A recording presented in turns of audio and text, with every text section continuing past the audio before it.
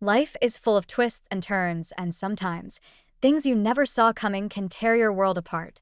I'm 32 years old now, and as I reflect on the events that have unfolded over the last few years, I can't help but feel the weight of everything. 15 years ago, when I was just 17, my mother died suddenly. It shattered my world. But what followed, the years that came after, have been even more difficult than I could ever have imagined. I was already devastated when my mother passed away, but that heartbreak was only the beginning of a long journey that no one could have prepared me for. After her death, my father remarried in what felt like an instant. He was so quick to move on, or maybe it was just his way of coping, but I couldn't understand it. My sister, who was only 13 at the time, and I struggled with the loss of our mother, and now, our father was bringing a stranger into our lives. A woman named Judy. I hated her from the very beginning. She wasn't evil, at least not overtly, but she was the type of person who acted as if we didn't exist. She never made any effort to include us, and that hurt more than I can express. I remember the day Dad introduced us to her. It was a few days before their wedding, and he just said, "I'm marrying Judy. I hope you'll support me." There was no discussion, no warning. He never asked how we felt. And even though I hated the idea, I stayed. I couldn't leave my sister to face that woman alone. I tried to be civil, I really did. But Judy made it clear from day one that she didn't want us around. She treated us like we were intruders in our own home. She would always smile sweetly at Dad, but as soon as he wasn't around, it was like we didn't even exist.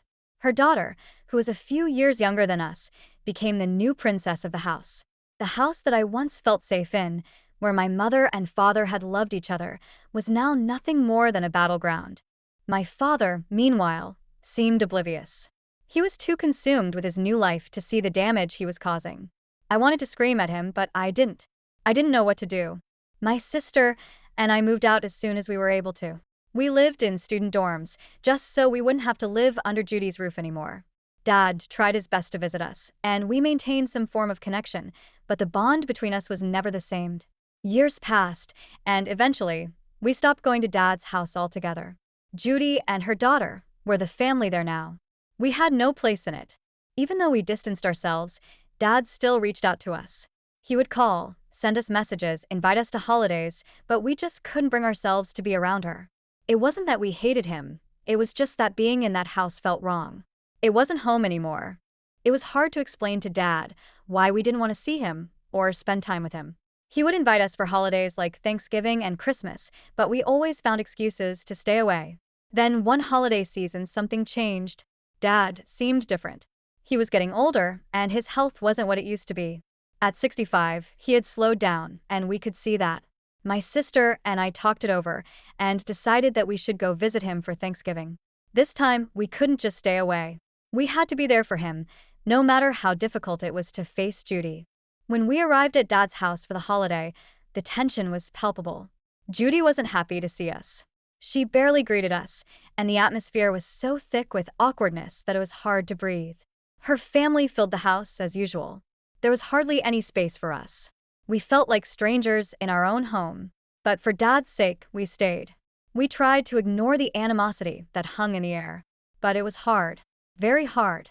A few days later, Christmas came around, and Dad tried to make things better. He insisted on having a smaller, more intimate celebration without Judy's family. It was the first time in years that we felt like we could breathe. Dad had finally realized that we needed time together, without the interference of Judy's family, and for that, I was grateful. But Judy wasn't happy. She didn't like being told no, and it was obvious that she resented the fact that Dad had finally put his foot down. During that Christmas, we saw another side of Judy. She was angry, more so than usual. Her daughter was just as bad. A spoiled, entitled little girl who expected everything to be handed to her. She threw tantrums at the smallest inconvenience, demanding attention and throwing fits when she didn't get her way.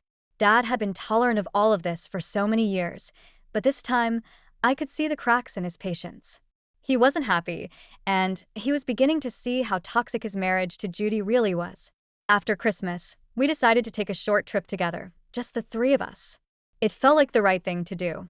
We wanted to rebuild the bond that had been broken over the years. Our trip was a turning point. It was just the three of us, no one else, and for the first time in a long time, we felt like a family again. Dad was happier than I had seen him in years. It was like he had finally realized that he didn't need Judy and her daughter to be happy. He just needed us, his real family. The trip was fantastic. Dad stayed with me after it ended, and I could tell that he didn't want to go back to that house with Judy. My girlfriend, who lived just next door, got along with him very well, and the two of them bonded over walks and shopping trips. For a while, it felt like everything was normal again. We were happy, complete. But then, just a few months later, the worst thing happened. I'll never forget the day my uncle called to tell me that Dad had passed away. It was a shock and it felt unreal. We had just spent so much time with him, and now he was gone. My sister and I rushed to the house, but when we arrived, it was already too late. Judy hadn't told us about his sudden decline. She hadn't even informed us about the funeral until it was already over. We had missed the last moments with our father, and all because of her. The funeral was a blur. Judy's family was there, acting like they were the ones who mattered. When we arrived, she yelled at us, accusing us of abandoning our father when he was alive and now trying to take everything from her. It was heartbreaking, the way she twisted the truth to make herself the victim. But that was Judy for you. Always playing the victim, always manipulating the situation to suit her. The most painful part was that we weren't even allowed to attend our father's funeral properly. Judy didn't want us there, and she made it clear that we weren't welcome. When my sister and I left the funeral that day, I felt like I'd been punched in the gut. The feeling of loss was unbearable, not just for the father we loved, but for all the years we hadn't spent with him because of Judy.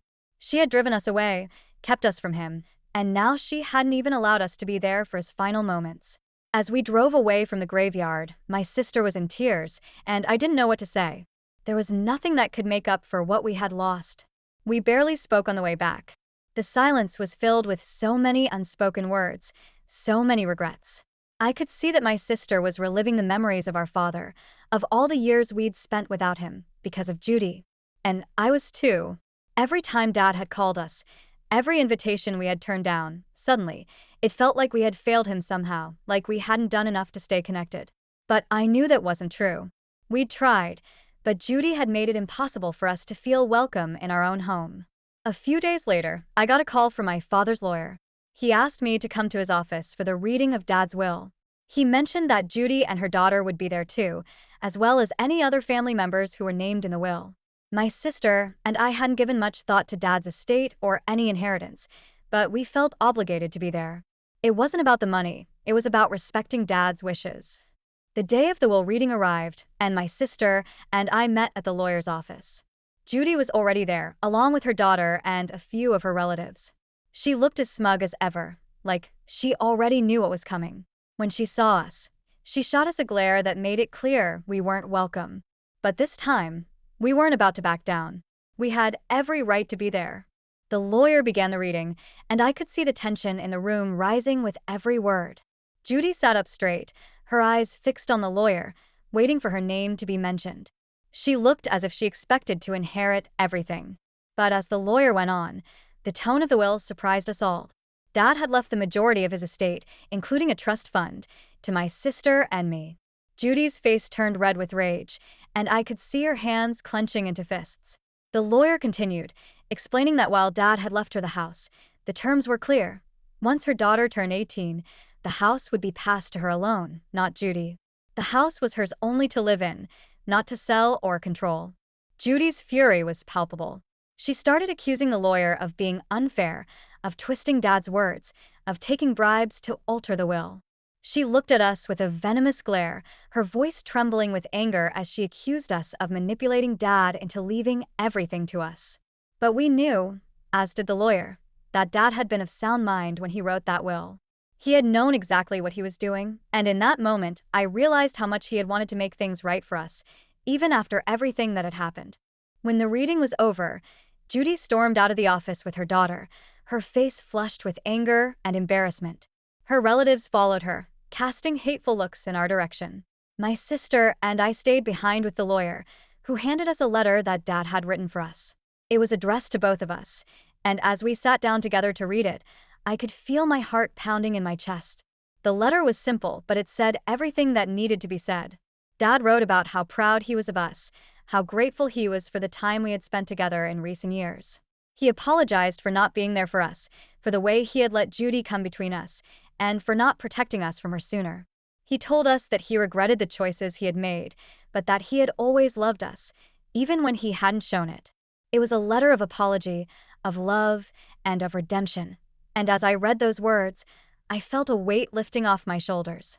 I felt like I could finally forgive him. But Judy's fury didn't end there. A few days later, she showed up at my apartment, demanding to see me. I didn't want to let her in, but she was crying, and despite everything, I still felt a pang of sympathy for her. I invited her inside, and she sat down, looking around nervously as if she didn't quite know what to say. She started with an apology. She told me that she hadn't realized how much she had hurt us, that she hadn't meant to keep us away from Dad. She said that she was overwhelmed by grief and that she didn't know how to handle losing him. But as she spoke, I could tell that her words were empty. She wasn't apologizing because she was sorry. She was apologizing because she wanted something from me. Eventually, she got to the point. She asked me if I would be willing to share some of the inheritance with her, just to help her get by. She claimed that Dad had left her with almost nothing and that she couldn't survive on what he had given her. She wanted a portion of the trust fund, and she even had the audacity to suggest a specific amount, 30%. I couldn't believe what I was hearing. After everything she had done, after all the years she had spent keeping us away from Dad, she was still only thinking about herself. I told her no, as calmly as I could manage, and I asked her to leave. She stormed out, cursing under her breath, and I knew that this wouldn't be the last I'd hear from her. In the weeks that followed, my sister and I tried to move on. We focused on honoring Dad's memory and building a life that he would be proud of. But Judy wasn't done. She continued to harass us, sending emails and leaving voicemails, demanding a share of the inheritance. She even went so far as to threaten legal action, though she had no grounds for it. It was exhausting, but we refused to give in. Dad had made his wishes clear, and we weren't about to let her manipulate us into giving her anything more. As the months went by, we slowly began to heal. My sister and I grew closer than ever, supporting each other through the difficult times and cherishing the memories we had of Dad. We knew that he had loved us, and that was enough. Despite everything Judy had done, she couldn't take that away from us. One day, as I was going through some old boxes of Dad's belongings, I found a photograph of him with my mom. They looked so happy together, so full of life. Seeing that picture reminded me of the family we had once been, and though it hurt to think about everything we had lost, it also filled me with a sense of peace. I knew that, in the end, Dad had tried to make things right. He had left us a legacy, not just of money, but of love and forgiveness, and I was determined to honor that legacy. As for Judy, she eventually faded from our lives. Her threats became less frequent, and though she continued to live in the house, we had no contact with her. We had moved on, and we knew that Dad would have wanted us to find happiness, even after everything we had been through. The journey had been painful, but in the end, we had come full circle. We had found peace, and though the scars would always be there, we had learned to live with them. We had survived the worst, and we had come out stronger. And as I looked at that old photograph of my parents, I knew that they would be proud of us, wherever they were.